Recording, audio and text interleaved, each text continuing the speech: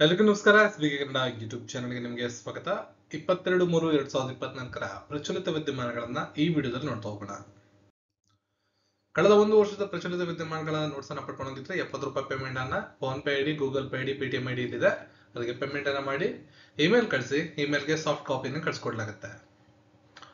ಇದರಲ್ಲಿ ನಿಮಗೆ 12 ತಿಂಗಳ ಸಂಪೂರ್ಣ ಪ್ರಚಲಿತ ವಿದ್ಯಮಾನಗಳ ವಿವರಣೆಗಳು ಹಾಗೂ 500 ಆನ್ಲೈನ್ MCQಗಳು ಜೊತೆಗೆ 12 ತಿಂಗಳ ಪ್ರತಿದಿನದ ಇಂಪಾರ್ಟೆಂಟ್ ಡೇಟ್ಸ್ಗಳು ಮತ್ತು ಥೀಮ್ಸ್ಗಳು ಎಲ್ಲ ಇನ್ಕ್ಲೂಡ್ ಆಗಿರುತ್ತೆ. ಕನ್ನಡ ಭಾಷೆಯಲ್ಲಿ ಅವೈಲೇಬಲ್ ಇರುತ್ತೆ. 4ನೇ ಶಾಂಘೈ ಸಹಕಾರ ಸಂಸ್ಥೆಯ ಸ್ಟಾರ್ಟ್ಅಪ್ ಫೋರಂ ಅನ್ನು ಎಲ್ಲಿ ಆಯೋಜಿಸಲಾಗಿದೆ? Shanghai, Moscow, Delhi, Tashkent. ಸರಿಯಾದ ಉತ್ತರ ದೆಹಲಿಯಲ್ಲಿ ಶಾಂಘೈ ಸಹಕಾರ ಸಂಸ್ಥೆ SCO ಅಂತ ಕರಿತೀವಿ. ಇದರ ಸ್ಟಾರ್ಟ್ಅಪ್ ಫೋರಂನ 4ನೇ ಆವೃತ್ತಿಯನ್ನ 19 ಮಾರ್ಚ್ 2024 ನವದೆಹಲಿಯಲ್ಲಿ ನಡೆಸಲಾಯಿತು. ಈ ಸಭೆಯಲ್ಲಿ SCOದ ಎಲ್ಲಾ ಸದಸ್ಯ ರಾಷ್ಟ್ರಗಳ ಪ್ರತಿನಿಧಿಗಳು ಭಾಗವಹಿಸಿದ್ರು. ಶಾಂಘೈ ಸಹಕಾರ ಸಂಸ್ಥೆ ಯುರೇಷಿಯನ್ ರಾಜಕೀಯ, ಆರ್ಥಿಕ, ಅಂತಾರಾಷ್ಟ್ರೀಯ ಭದ್ರತೆ ಮತ್ತು ರಕ್ಷಣಾ ಸಂಸ್ಥೆಯಾಗಿದ್ದು 2001ನೇ ಇಸ್ವಿಯಲ್ಲಿ ಇದನ್ನ ಸ್ಥಾಪನೆ ಮಾಡಲಾಗಿದೆ. 2017ನೇ ಇಸ್ವಿಯಲ್ಲಿ ಈ ಸಂಸ್ಥೆಯ ಸದಸ್ಯತ್ವವನ್ನ ಭಾರತ ಪಡ್ಕೊಂಡಿದೆ. ಮುಂದಿನ ಪ್ರಶ್ನೆ, ಭಾರತೀಯ ಕೃಷಿ ಸಂಶೋಧನಾ ಮಂಡಳಿಯು ಯಾರೊಂದಿಗೆ ಕೃಷಿ ಕ್ಷೇತ್ರದಲ್ಲಿ ಹೊಸ ತಂತ್ರಜ್ಞಾನಕ್ಕಾಗಿ ಒಪ್ಪಂದಕ್ಕೆ ಸಹಿ ಹಾಕಿದೆ? ಸೊ ಆಯ್ಕೆಗಳನ್ನು ನೀವು ನೋಡ್ಕೋಬಹುದು. ಸರಿಯಾದ ಉತ್ತರ Dhanuka agritech limited. Indian council of agriculture research ICAR ಅವರು ಧನುಕಾ ಅಗ್ರಿಟೆಕ್ ಲಿಮಿಟೆಡ್ ಜೊತೆ ಒಪ್ಪಂದಕ್ಕೆ ಸಹಿ ಹಾಕಿದ್ದಾರೆ. ಹೊಸ ತಂತ್ರಜ್ಞಾನವನ್ನ ರೈತರಿಗೆ ತಲುಪಿಸಲು ಎರಡು ಸಂಸ್ಥೆಗಳ ಪರಿಣತಿಯನ್ನ ಬಳಸಿಕೊಳ್ಳುವುದು ಈ ಒಪ್ಪಂದದ ಉದ್ದೇಶವಾಗಿದೆ. ಇದರ ಅಡಿಯಲ್ಲಿ ಧನುಕಾ ಅಗ್ರಿಟೆಕ್ ಸಣ್ಣ ರೈತರಿಗೆ ಕೃಷಿ ಉತ್ಪಾದನೆಗೆ ಸಂಬಂಧಪಟ್ಟ ತರಬೇತಿಯನ್ನು ಸಹ ನೀಡುತ್ತೆ. ಪಶ್ಚಿಮ ಬಂಗಾಳದ ಹೊಸ ಪೊಲೀಸ್ ಮಹಾನಿರ್ದೇಶಕರಾಗಿ ಇತ್ತೀಚೆಗೆ ನೇಮಕಗೊಂಡಂತವರನ್ನ ಗುರುತಿಸಿ. ಸಂಜಯ್ ಮುಖರ್ಜಿ. ಭಾರತದ ಚುನಾವಣಾ ಆಯೋಗ ಇತ್ತೀಚೆಗೆ ಸಂಜಯ್ ಮುಖರ್ಜಿ ಅವರನ್ನ ಪಶ್ಚಿಮ ಬಂಗಾಳದ ಹೊಸ DGP ಆಗಿ ನೇಮಕ ಮಾಡಿದೆ. ಈ ಹಿಂದೆ ರಾಜೀವ್ ಕುಮಾರ್ ಅವರನ್ನ DGP ಹುದ್ದೆಯಿಂದ ವಜಾಗೊಳಿಸಿ ಚುನಾವಣಾ ಆಯೋಗ ಆದೇಶವನ್ನ ಹೊರಡಿಸಿತ್ತು. ಅವರ ಒಂದು ಸ್ಥಾನಕ್ಕೆ ಈಗ ಸಂಜಯ್ ಮುಖರ್ಜಿ ಅವರು ಬಂದಿರ್ತಾರೆ. ಇವರು 1989ನೇ ಬ್ಯಾಚ್ನ IPS ಅಧಿಕಾರಿಯಾಗಿದ್ದಾರೆ. ಇತ್ತೀಚೆಗೆ ಪ್ರತಿಷ್ಠಿತ ಸರಸ್ವತಿ ಸಮ್ಮಾನ್ 2023ಕ್ಕೆ ಯಾರನ್ನ ನಾಮನಿರ್ದೇಶನ ಮಾಡಲಾಗಿದೆ?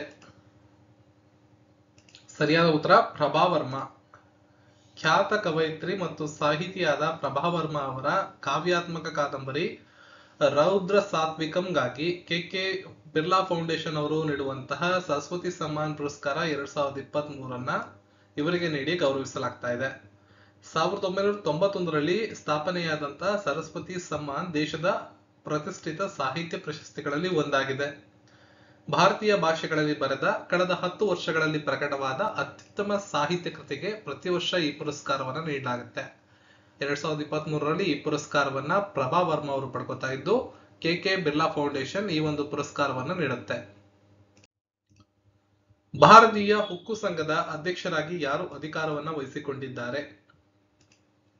Naveen Jindal. Jindal steel and power ನ ಅಧ್ಯಕ್ಷ ನವೀನ್ ಜಿಂದಾಲ್ ತಕ್ಷಣದಿಂದ ಜಾರಿಗೆ ಬರುವಂತೆ ಇಂಡಿಯನ್ ಸ್ಟೀಲ್ ಅಸೋಸಿಯೇಷನ್ ನ ಅಧ್ಯಕ್ಷರಾಗಿ ಅಧಿಕಾರವನ್ನ ವಹಿಸಿಕೊಂಡಿದ್ದಾರೆ. ದಿಲೀಪ್ ಉಮ್ಮನ್ ಅವರು ಜಿಂದಾಲ್ ಸ್ಥಾನವನ್ನ ಬದಲಿಸಿದ್ದಾರೆ. ಅಂದ್ರೆ ನೋಡಿ, ದಿಲೀಪ್ ಉಮ್ಮನ್ ಅವರು ISA ಇಂಡಿಯನ್ ಸ್ಟೀಲ್ ಅಸೋಸಿಯೇಷನ್ ನ ಮೊದಲ ಅಧ್ಯಕ್ಷರಾಗಿದ್ರು. ಅವರ ಸ್ಥಾನಕ್ಕೆ ಬದಲಿಸಿದ್ದಾರೆ ಅಂದ್ರೆ ಆ ಒಂದು ಜಾಗಕ್ಕೆ ಈಗ ನವೀನ್ ಜಿಂದಾಲ್ ಅವರು ಬಂದಿದ್ದಾರೆ ಅನ್ನೋ ಅರ್ಥವನ್ನ ಈ ಒಂದು ವಾಕ್ಯ ಕೊಡುತ್ತೆ. ನವೀನ್ ಜಿಂದಾಲ್ ಅವರು ಭಾರತೀಯ ಬಿಲಿಯನಿಯರ್ ಕೈಗಾರಿಕೋದ್ಯಮಿಯಾಗಿದ್ದು ಲೋಕೋಪಕಾರಿಯಾಗಿದ್ದ ಕ್ಷೇತ್ರದಲ್ಲಿ ಸಾಧನೆಯನ್ನು ಮಾಡಿದ್ದಾರೆ ಮತ್ತು 14 ಮತ್ತು 15ನೇ ಲೋಕಸಭೆಯಲ್ಲಿ ಹರಿಯಾಣದ ಕುರುಕ್ಷೇತ್ರದಿಂದ ಲೋಕಸಭೆಯ ಮಾಜಿ ಸಂಸದರು ಕೂಡ ಆಗಿದ್ದಾರೆ. ಭಾರತೀಯ ಮೂಲದ ಲಿಯೋ ವರದ್ಕರ್ ಯಾವ ದೇಶದ ಪ್ರಧಾನಿಯಾಗಿದ್ದರು? ಅವರು ಇತ್ತೀಚೆಗೆ ರಾಜೀನಾಮೆಯನ್ನು ನೀಡಿದ್ದಾರೆ. ಸರಿಯಾದಂತ ಉತ್ತರ ಐರ್ಲೆಂಡ್. ಭಾರತೀಯ ಮೂಲದ ಲಿಯೋ ವರದ್ಕರ್ ಐರ್ಲೆಂಡ್ ದೇಶದ ಪ್ರಧಾನಮಂತ್ರಿಯಾಗಿದ್ರು. ಆ ಹುದ್ದೆಗೆ ರಾಜೀನಾಮೆಯನ್ನು ಈಗ ನೀಡಿದ್ದಾರೆ. ಅವರು ಆಡಳಿತಾರೂಢ ಫೈನ್ ಗೇಲ್ ಪಕ್ಷದ ನಾಯಕ ಸ್ಥಾನದಿಂದ ಕೆಳಗಿಳಿದ್ದಾರೆ. 2017ರಲ್ಲಿ ವರದ್ಕರ್ ದೇಶದ ಮೊದಲ ಬಹಿರಂಗ ಸಲಿಂಗಕಾಮಿ ಪ್ರಧಾನಮಂತ್ರಿಯಾಗಿ ಮತ್ತು ಈ ಹುದ್ದೆಯನ್ನ ಅಲಂಕರಿಸಿದ ಅತ್ಯಂತ ಕಿರಿಯ ವ್ಯಕ್ತಿಯಾಗಿ ಐರ್ಲೆಂಡ್ ದೇಶದ ಪ್ರಧಾನಮಂತ್ರಿಗಳಾಗಿದ್ರು. ಈಗ ಆ ಸ್ಥಾನಕ್ಕೆ ಅವರು ರಾಜೀನಾಮೆಯನ್ನ ಕೊಟ್ಟಿರ್ತಾರೆ. ವಿಶ್ವ ಅರಣ್ಯ ದಿನವನ್ನ ಪ್ರತಿ ವರ್ಷ ಯಾವಾಗ ಆಚರಣೆ ಮಾಡುತ್ತೇವೆ? ಮಾರ್ಚ್ 21.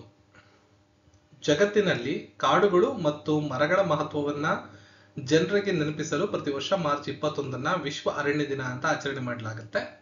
ವಿಶ್ವಸಂಸ್ಥೆಯ ಸಾಮಾನ್ಯ ಸಭೆ ಅಂದ್ರೆ ಜನರಲ್ ಅಸೆಂಬ್ಲಿಯಲ್ಲಿ 2012ನೇ ಇಸ್ವಿಯಲ್ಲಿ ವಿಶ್ವ ಅರಣ್ಯ ದಿನವನ್ನ ನಾವು ಆಚರಣೆ ಮಾಡಬೇಕು, ಮಾರ್ಚ್ 21ನೇ ದಿನಾಂಕದಂದು ಆಚರಣೆ ಮಾಡಬೇಕು ಅಂತ ಘೋಷಣೆ ಮಾಡಲಾಗುತ್ತೆ. 2024 ವಿಶ್ವ ಅರಣ್ಯ ದಿನದ ಥೀಮ್ ಏನಪ್ಪಾ ಅಂದ್ರೆ ಅರಣ್ಯಗಳು ಮತ್ತು ನಾವೀನ್ಯತೆ, ಉತ್ತಮ ಜಗತ್ತಿಗೆ ಹೊಸ ಪರಿಹಾರಗಳು ಅನ್ನೋ ಒಂದು ಥೀಮ್ ಜೊತೆ 2024 ವಿಶ್ವ ಅರಣ್ಯ ದಿನವನ್ನ ನಾವು ಆಚರಣೆ ಮಾಡ್ತಾ ಇದ್ದೀವಿ. ಇತ್ತೀಚೆಗೆ ಚರ್ಚಿಸಲಾದ ಪ್ರಜಾಪ್ರಭುತ್ವ ವರದಿ 2024 ಕೆಳಗಿನ ಯಾರಿಂದ ಬಿಡುಗಡೆ ಮಾಡಲಾಗಿದೆ? ಸರಿಯಾದ ಉತ್ತರ ವಿಡಿಇಎಂ ಸಂಸ್ಥೆ. ವಿಡೆಮ್ ಇನ್ಸ್ಟಿಟ್ಯೂಟ್ ಬಿಡುಗಡೆ ಮಾಡಿದ ಪ್ರಜಾಪ್ರಭುತ್ವ ವರದಿ 2024 ವರದಿಯಲ್ಲಿ ಪ್ರಜಾಪ್ರಭುತ್ವ ಸ್ವಾತಂತ್ರ್ಯಕ್ಕೆ ಸಂಬಂಧಿಸಿದ ಹಲವಾರು ಮಾನದಂಡಗಳ ಆಧಾರದ ಮೇಲೆ ವರದಿಯನ್ನು ಪ್ರಕಟ ಮಾಡಲಾಗಿದ್ದು, ಭಾರತ ಈ ಒಂದು ವರದಿಯಲ್ಲಿ ಅಂಡರ್ ಪರ್ಫಾರ್ಮ್ ಮಾಡಿದೆ. ಡೇಮ್ ಇನ್ಸ್ಟಿಟ್ಯೂಟ್ ಪ್ರಪಂಚಾದ್ಯಂತ ಪ್ರಜಾಪ್ರಭುತ್ವದ ಸ್ವಾತಂತ್ರ್ಯಗಳನ್ನ ಟ್ರ್ಯಾಕ್ ಮಾಡುತ್ತೆ. ವಿಡೆಮ್ ಇನ್ಸ್ಟಿಟ್ಯೂಟ್ 2014ರಲ್ಲಿ ಸ್ಟಾಫನ್ ವಿಲ್ಬರ್ಡ್ ಅನ್ನೋರು ಇದನ್ನ ಸ್ಥಾಪನೆ ಮಾಡಿದ್ರು. ಇವರೊಬ್ಬರ ಸ್ವೀಡಿಶ್ ದೇಶದ ರಾಜಕೀಯ ತಜ್ಞರಾಗಿದ್ದಾರೆ. ಯಾವ ತಂಡ ರಣಜಿ ಟ್ರೋಫಿ 2024 ಪ್ರಶಸ್ತಿಯನ್ನ ಗೆದ್ದಿದೆ? Important question. ಸರಿಯಾದ ಉತ್ತರ ಮುಂಬೈನ ವಾಂಖೆಡೆ ಸ್ಟೇಡಿಯಂನಲ್ಲಿ ವಿದರ್ಭ ತಂಡವನ್ನ ಫೈನಲ್ ನಲ್ಲಿ 169 ರನ್ಗಳಿಂದ ಸೋಲಿಸುವ ಮೂಲಕ ಮುಂಬೈ ತಂಡ 2024ನೇ ಸಾಲಿನ ರಣಜಿ ಟ್ರೋಫಿಯನ್ನ ಗೆದ್ದುಕೊಂಡಿದೆ. ಈ ಮೂಲಕ ಮುಂಬೈ 8 ವರ್ಷಗಳ ನಂತರ ರಣಜಿ ಪ್ರಶಸ್ತಿಯನ್ನ ಗೆದ್ದಿದ್ದು, ಇದರೊಂದಿಗೆ ಮುಂಬೈ ಪ್ರಥಮ ದರ್ಜೆ ಟೂರ್ನಿಯ 42ನೇ ಪ್ರಶಸ್ತಿಯನ್ನ ತನ್ನದಾಗಿಸಿಕೊಂಡಿದೆ. ಜೊತೆಗೆ ರಣಜಿ ಟ್ರೋಫಿ ಗೆದ್ದ ಮುಂಬೈ ತಂಡದ 26ನೇ ನಾಯಕ ಎಂಬ ಹೆಗ್ಗಳಿಕೆಗೆ ಅಜಿಂಕ್ಯ ರಹಾನೆ ಪಾತ್ರರಾಗಿದ್ದಾರೆ. Important question. ಈ ವರ್ಷದ ಹಲವಾರು ಸ್ಪರ್ಧಾತ್ಮಕ ಪರೀಕ್ಷೆಗಳನ್ನು ಕೇಳಬಹುದು. 2024 ರಣಜಿ ಫೈನಲ್ ಪಂದ್ಯದಲ್ಲಿ ಭಾಗವಹಿಸಿದಂತಹ ತಂಡಗಳು ಮುಂಬೈ ತಂಡ ಮತ್ತು ವಿದರ್ಭ ತಂಡ.